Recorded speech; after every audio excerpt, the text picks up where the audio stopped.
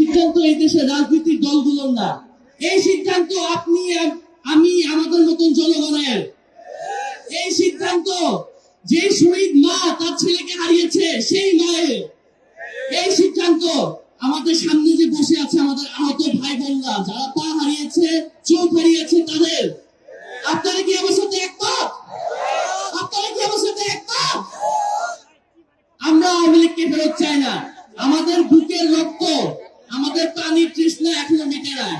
প্রয়োজন হলে আবারও আমরা আবু সাইদের মতন বুক পেতে, আবারও মুক্তের মতন পানির বোতল হাতে নিয়ে রাজপথে নামবো।